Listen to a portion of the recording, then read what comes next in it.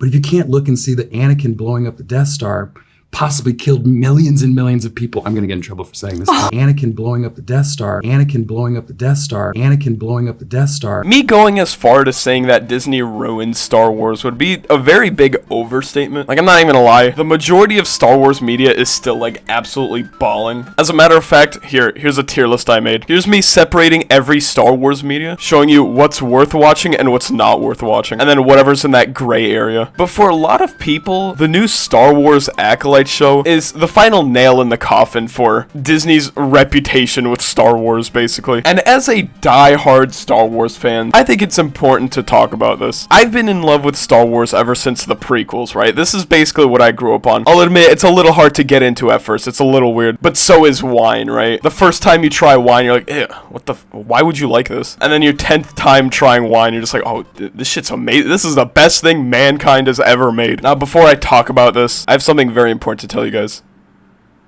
Sub goal time! Transition. How's it going, guys? Peep repping his favorite creators here. Woo! As always, most liked comment chooses what I eat today. Let's see what's going on here, alright? A chicken nugget with barbecue sauce, mayo chup. I mean, that doesn't sound terrible, right? Could be worse, right? Alright, you know how things work around here. And last but not least, one chicken nugget. Come on, there we go. I kind of feel bad, right? Because there was this dude who donated $25 just to give me a food recommendations. And he was slowly climbing up to the point where by the time I got all these ingredients, I'm pretty sure they're like tied right now. So this begs the question, is the Peep is Awesome channel pay to win? That's the difference between me and gaming corporations, right? I don't think the channel's pay to win. If you happen to get the most liked comment while donating money, good for you. We don't do pay to win around here. Oh, that is way too much ranch. Last but not least, some ketchup. I think I made way too much sauce. I think I just made like Raising Cane sauce or something. Alright, moment of truth. This looks so bland. Trust me, this is a chicken nugget. Alright, here goes nothing. Whoa. There is too much going on there. Yeah, there's just way too much going on there. Like, I don't even recommend this. It's not bad. You just can't tell what you're tasting, right? 95,000 subscribers by the end of this week, and I'll eat the most liked comment. Literally comment whatever you want. I'll eat it. It's common tradition on this channel. Yeah. Okay, see y'all. Boom! Alright, you guys might be very lost with what's going on, so let me break it to you guys. Ever since Disney bought Star Wars, it just sort of feels like they've been treating it like a revenue stream rather than like a piece of media or like its own universe. Disney is the top G when it comes to releasing movies, bro. If I was to ask you, what do you think is the top 3 best movie companies of all time, right? Disney would probably be in the top 3, right? If they're in the top 3, then why are they just fumbling every little thing that they release? Like, I don't get it. They are so bad at releasing movies. Like, what happened? Do they just need to fire all of the writers there? Like, maybe it's time they start hiring, like, indie writers or something, right? Yeah, whoever made Lethal Company, get out, ask Disney for a job, bro. What I just said there made absolutely no sense. Let's just move on, alright? We don't talk about that. Alright. Star Wars The Acolyte, right? Now, before I talk about this, I do just want to let you guys know that I am very anti-politics, right? And I need to bring this up because I avoid politics at all times, and I know The Acolyte is a bit of a political war, and I know what you're thinking, oh, but Star Wars is all about fantasy politics, right? I think a little more lore about the Separatists or the Republic would be a really neat show idea. No, not Star Wars politics.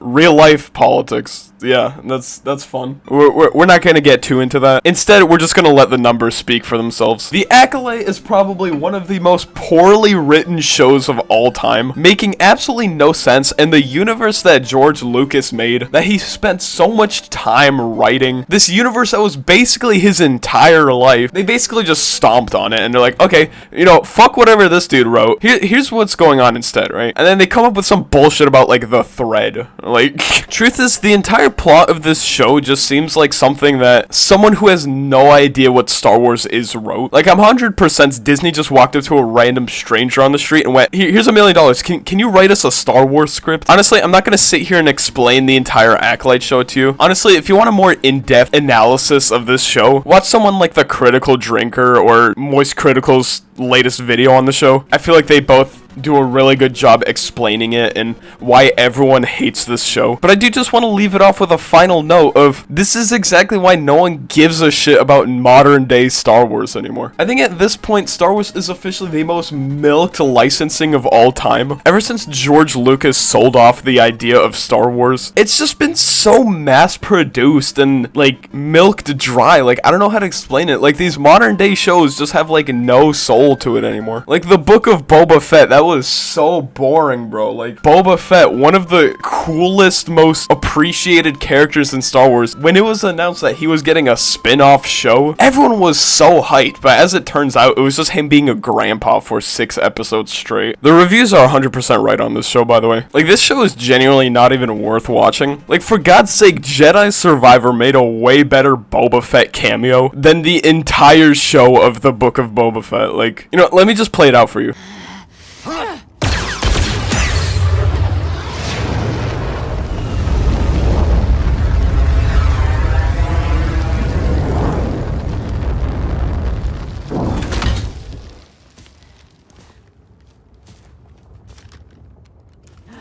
Boba! Boba! Looking slick, buddy. Cage, it's been a while. You two know each other? We go way back. How about we bringing this Jedi together? Split the bounty right down the middle.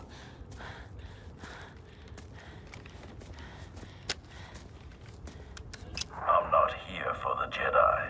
Time's up!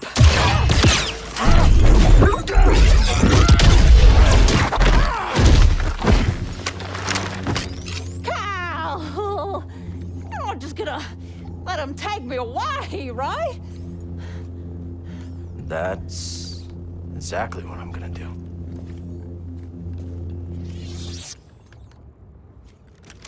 Very well.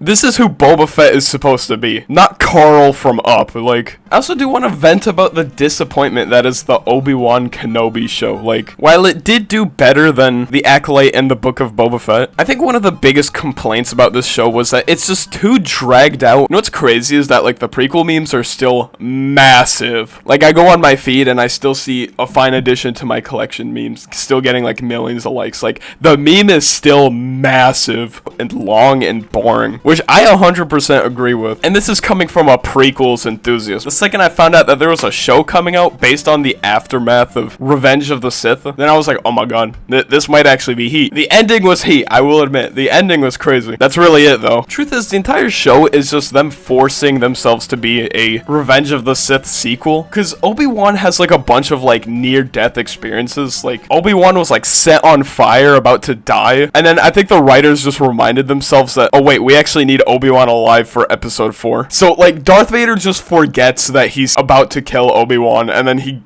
Obi-Wan gets away with it? Like, what?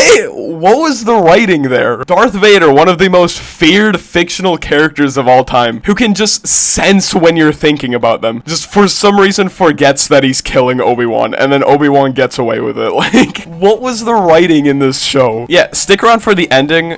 Don't stick around for really anything else. So yeah, honestly, the only question that remains now is, like, is it even worth caring about Star Wars anymore? There will be the occasional banger, though. Andor, for a Disney show, was actually insane. Would 100% recommend Andor. Same thing could be said about The Mandalorian. For a Disney show, this show is actually insane. Bad Batch, it's alright. Not my personal favorite. They did bring back the Clone Wars, I'll give them that. The Clone Wars was heat. That 100% needed a final season. But, like, everything else is just some super forgettable filler that, like, nobody cares about. Like, this could just be me, honestly, but it's like, I already forgot about the Ahsoka show. Like, I honestly, like, don't even acknowledge this show anymore. Anyways, it was a bit of a random vent. Thank you guys so much for watching. I'm gonna go now. Yeah. Alright, see y'all. Boo!